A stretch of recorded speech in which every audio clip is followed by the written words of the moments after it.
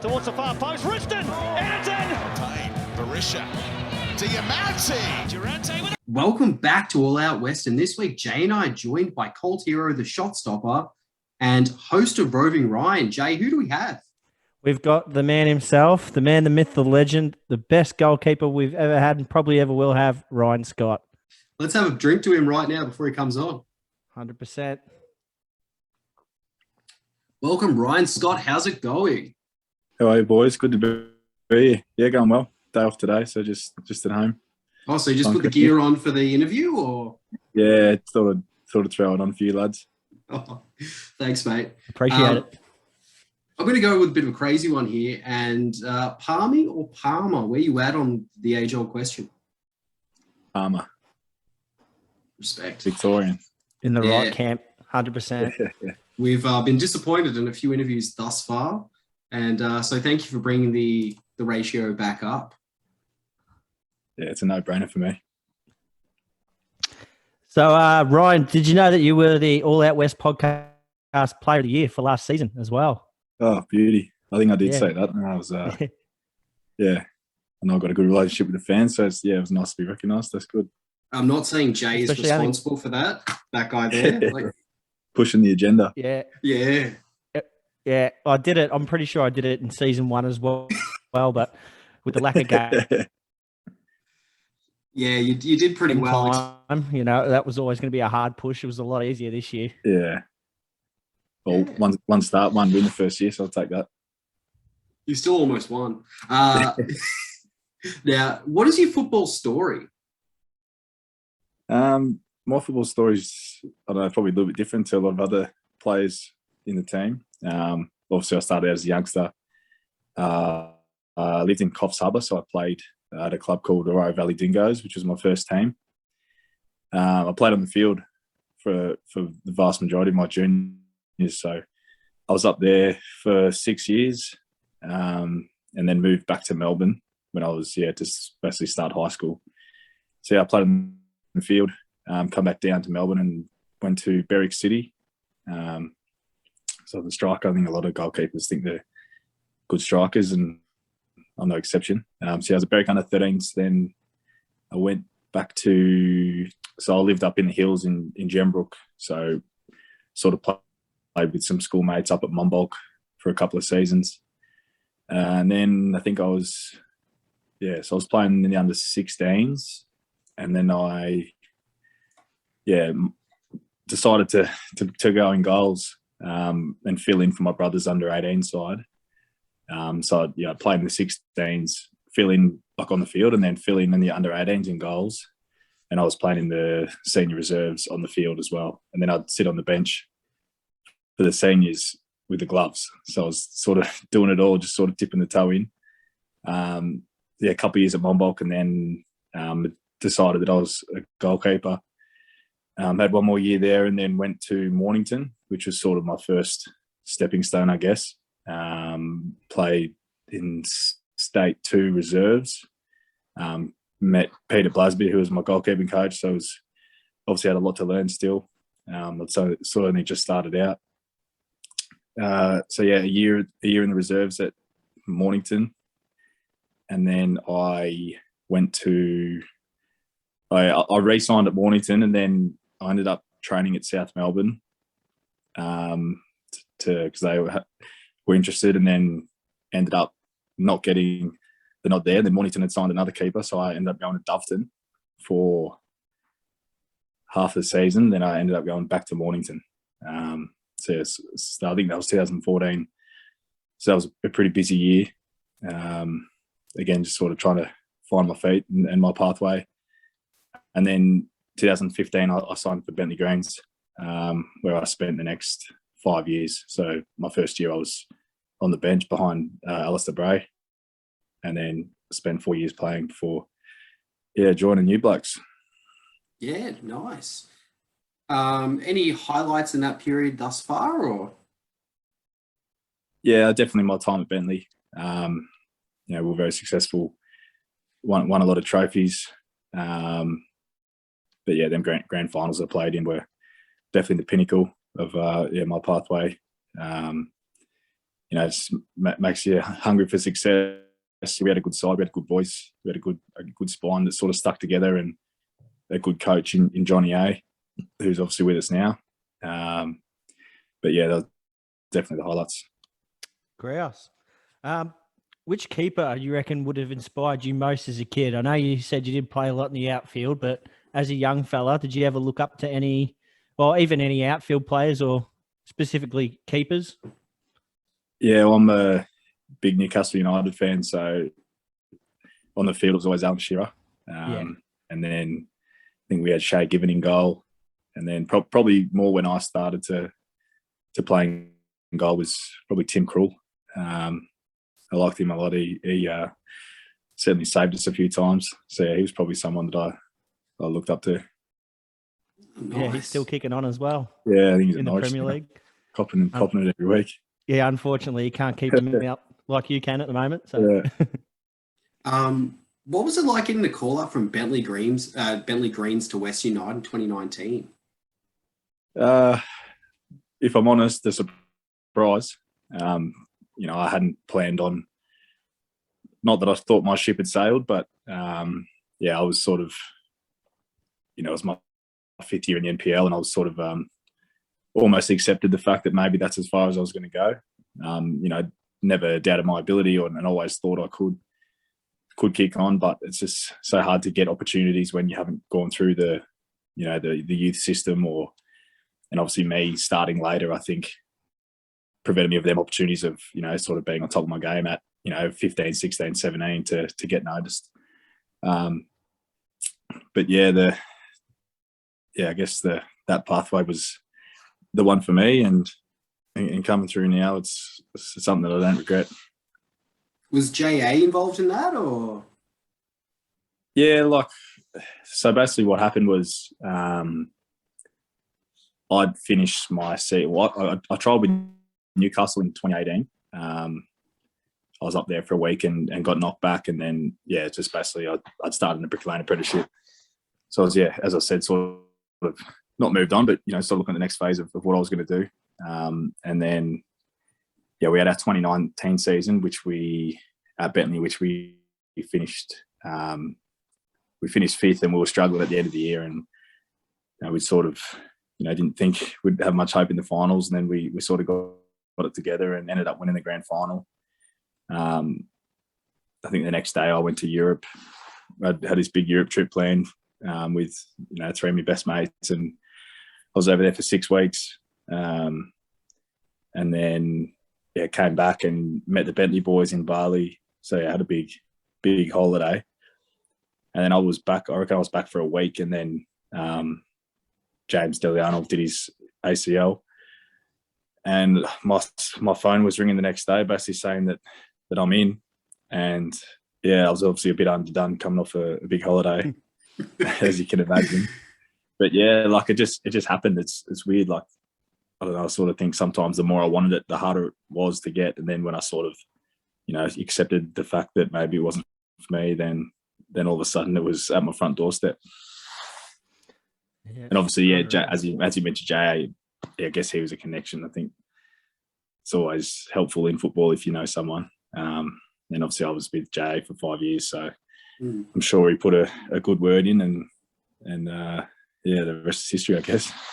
On the topic of going from Bentley to Western United, obviously Bentley being semi-pro, Western United being a professional team, what are a lot of things would be the same, but what are the biggest differences just jumping, making that next step in your career? Yeah, well, obviously full time is probably the biggest one. I was always used to working all day, and then going to training at night, and then playing on the weekend. And that was that's what the NPL boys do, and I was used to that. And my biggest shock was going from that to being in from say 9 till 1, and then that's your day done. So that was the biggest jump for me. But on the field, I guess it's just the intensity, and you got to turn up every day, and you got to be at the top of your game. There's so many boys that are sniffing around for a spot. So if you let your guard down, if you're sort of established in the NPL, I guess you can maybe have a night off here and there and sort of take it easy maybe see the physio or just relax a bit. But obviously, this environment it's cutthroat, and everyone's fighting for spots, so no time to waste. Yeah, and obviously you touched on you had the apprenticeship as well as a bricklayer. Has that influenced your Tetris skills at all? Have you gotten better at Tetris with that? Well, I used to cart a lot of mud and move a lot of bricks, so I guess moving the bricks helped me in the Tetris. But yeah, I think them bricklaying days helped me a lot in, basically knowing what the real world can be like, because it's a tough job, a job that I enjoyed, but it's hard work. There's no denying that. And I think, being there and experiencing that, and waking up at 5:30 every morning and crawling out of bed and tail between the legs gives me, that outlook on what it can be like if you don't take the opportunities. No, yeah, 100%. Completely understand. Definitely would have built up the tradie strength as well. Yeah, which is a different kind of strength to footballer strength. Yeah. 100%. Did you find that there was a bit of a bubble going from that semi-pro to professional of how people act or anything? Is it like a completely different world, like the professional sports world?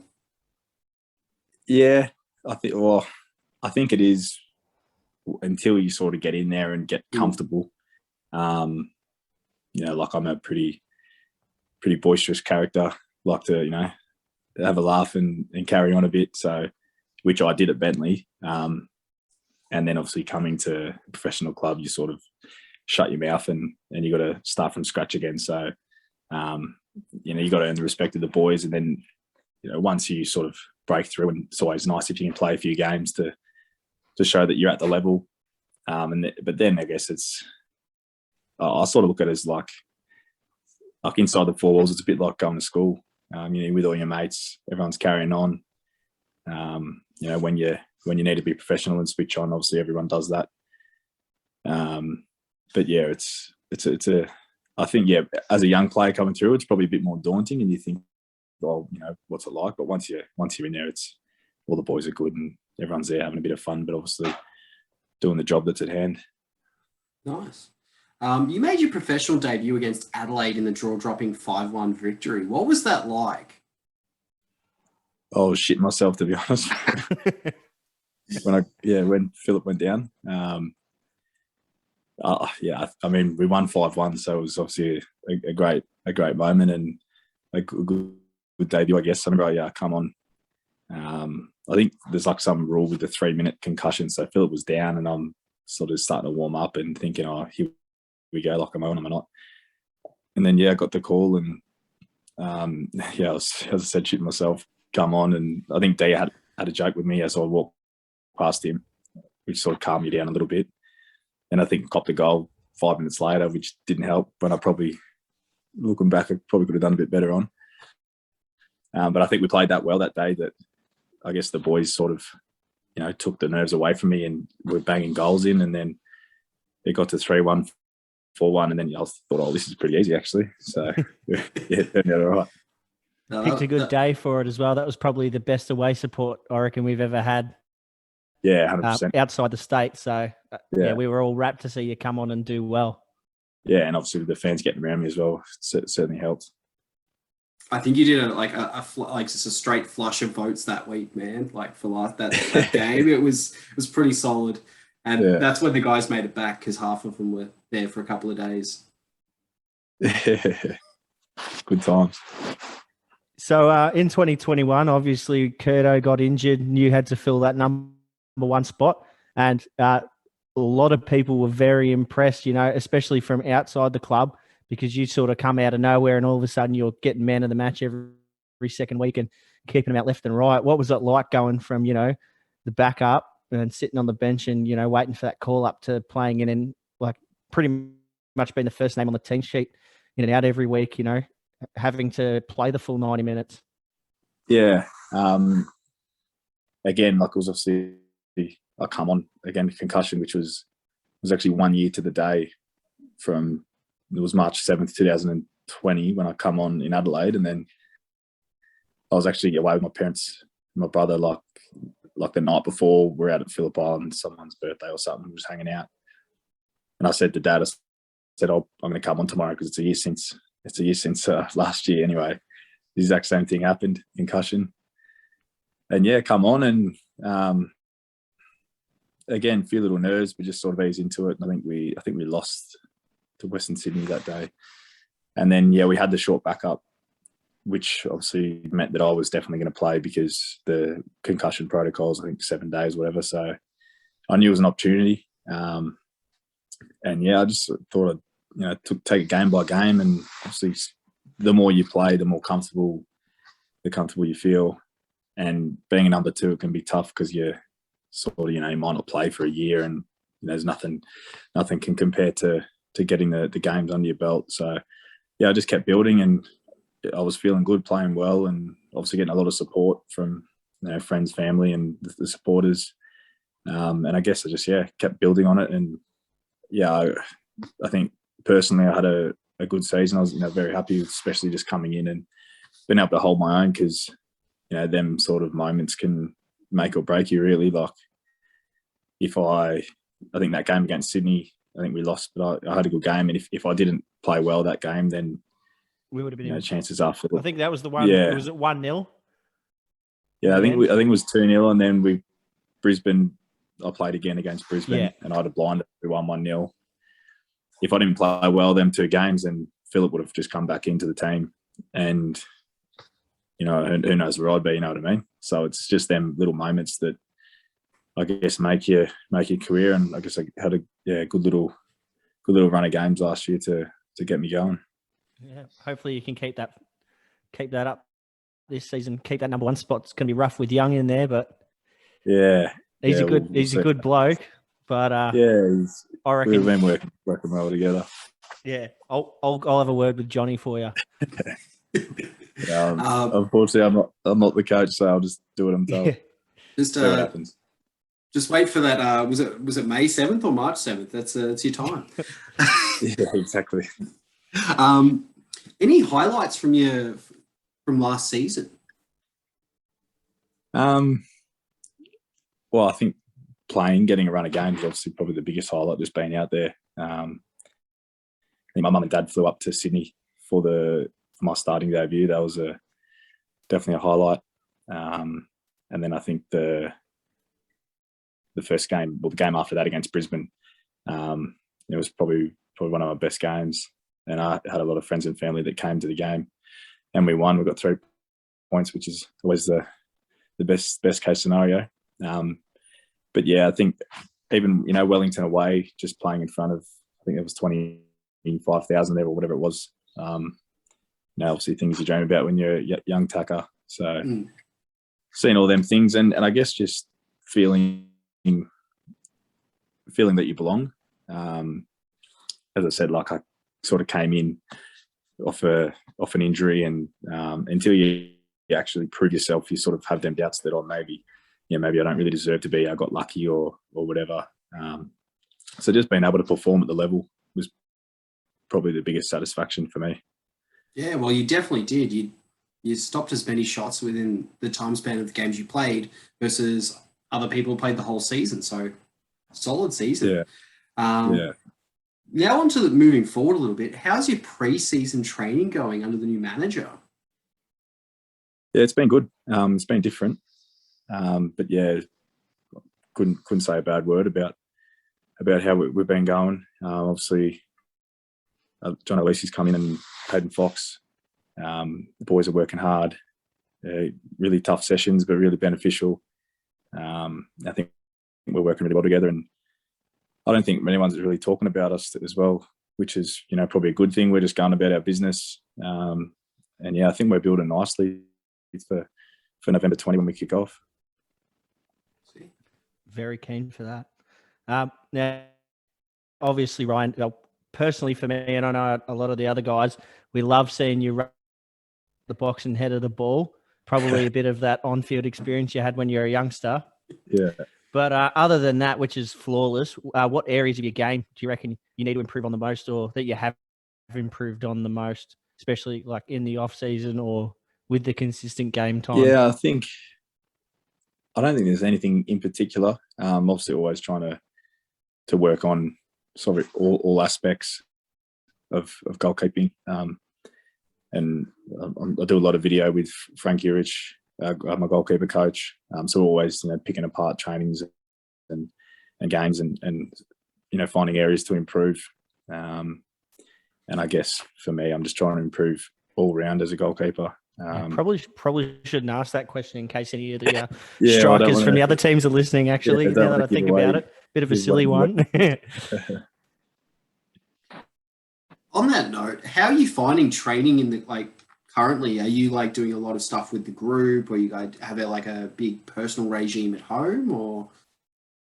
Yeah, so we've been, I think it's nearly 10, 11 weeks we've been in now. Also very fortunate to be able to still work in these conditions. But yeah, there's been a couple of days where there might have been a COVID, someone's gone to a exposure site or training sort of hasn't gone ahead or out getting tests or whatever. But yeah, we've been working hard as a group. Personally, Youngie and a couple of young keepers, Charlie and Luca, we've been working hard with Frankie. We're sort of, there with Frank for half the session, I guess, and then we'll head over to the main group where we'll join in. So yeah, just working hard. I think still 6 weeks to go, so counting down the days really. Nice. How's Charlie going? Is he a good egg? Because he was in the active support with a couple of lads a year or two ago. So how's he going? Good. Yeah, he's doing well, Charlie. He's I think he's 18 now, so he's feels a lot more comfortable when he first came in. Obviously, there's nerves, there's everything that you got to deal with. But yeah, it's good to see a Western boy get an opportunity to be with the senior team. And yeah, he's been training well, and he's definitely improving. Quite envious of his height. He's got the perfect frame to be a goalkeeper. Me and Youngie barely touched the crossbar, so maybe a bit too lanky at the moment, but yeah, he puts the beef on, might be in a bit of trouble. Yeah, he's just shaved the lid as well, which is a nice look for him. A bit more aerodynamic. Yeah. Another taken away from the actual playing side of football, more of a personal question. If you could have a beer with any former footballer, football personality, managers, any of that, who would it be? Go a bit left field. Say Joey Barton.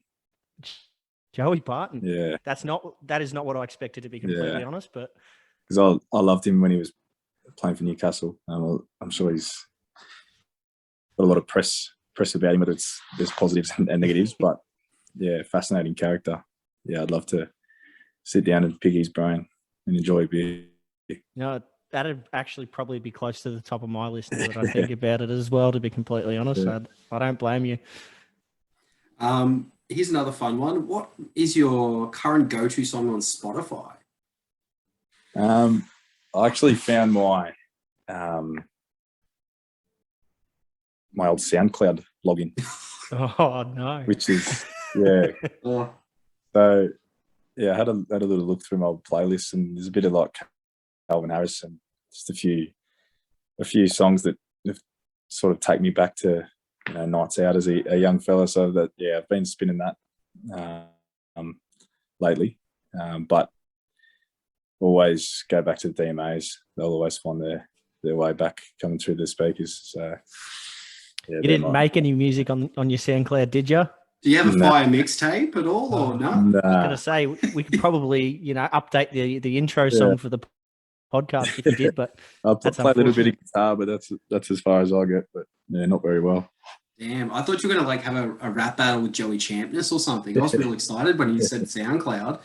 On that note, I think it was on the green room. You're wearing a Skeg shirt, which good band. Do you like June Rats and stuff like that, or? Yeah. I sort of guess when I was Brick Lane, we had Triple J on every day. So Skegs, DMAs, Ballpark Music, Spacey Jane, Line Cordial, all them sort of bands I get around. Been to a few festivals back in the day as well, which are always fun. So nice.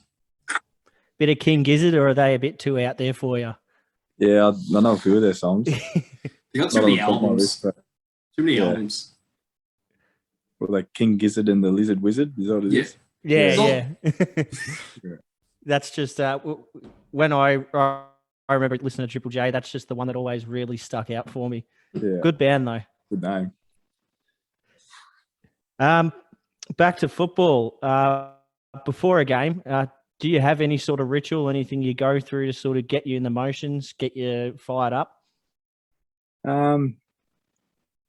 It's sort of weird, like sort of probably touching on one of the questions earlier, like especially when you play away, at night, like you're sort of in the hotel room all day. So it's such a long day just waiting for the game, whereas I used to go to work, lay some bricks and then jump on the park. So probably the build up, just try to keep busy.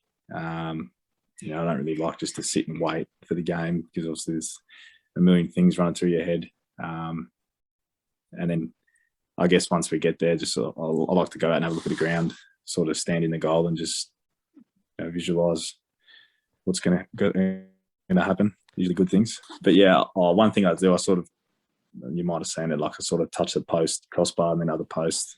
I don't know, I guess. You have to do that in the A-League. We've seen them fall over before, so I don't blame you. Trying to protect the goal in my little house. Wicked. Have you played with any players that have had any bizarre rituals? You don't have to name names. Maybe a certain Italian midfielder. He's very blasé, very calm and dancing and carrying on. Actually, I always wear his boots before. That's probably one. I think it's more for him. I've got a big size 12 flipper, so I try to squeeze into D's size 10, I think, to stretch it for him. My feet are all curled up in his boots for a couple of minutes before the game, and then he'll put them back on and he'll tell me how good they fit. I was going to say, does he know about this, or is this something that's no, a bit of an All Out West exclusive? He looks for, he points, he said, come on, let's go, shoes. Well, that's probably the weirdest pre-game ritual I've heard of so far. Yeah. It's a good one. Not by choice. Manual labour. So I hope you don't get a foot fungus from that. You know what I mean? It's a bit weird sharing shoes, but Do you have anything else you'd like to pass on to fans or family or anything? If there's any family listening to this, g'day. How are you? Hope you're well. For the fans, I think I think memberships are coming out this week or next week. So get involved, guys. We're still finding our way as a club. There's a lot of things going on in the background to get us to where we want to be. But, these years are crucial. We need everyone to stick with us and get on board. Hopefully, we'll release COVID stuff, everything opens back up and everyone can come to the games. And, I just think I think we're in a good place at the moment. Pre-season wise, I think we're looking good. If we can get the supporters coming through the gates and singing and dancing and enjoying themselves, hopefully we can start the season really well. Obviously, after coming off 8 losses in a row last year, so we really need to turn that around, and I think we're in a great position to do so. Get your memberships, get to the games, the more the merrier, and let's really start pushing on with this football club. Wicked. Thank you again for your time, and can't wait to talk again, mate. No worries. Anytime, fellas. Yeah. Cheers, Ryan. Always done we. Always done we.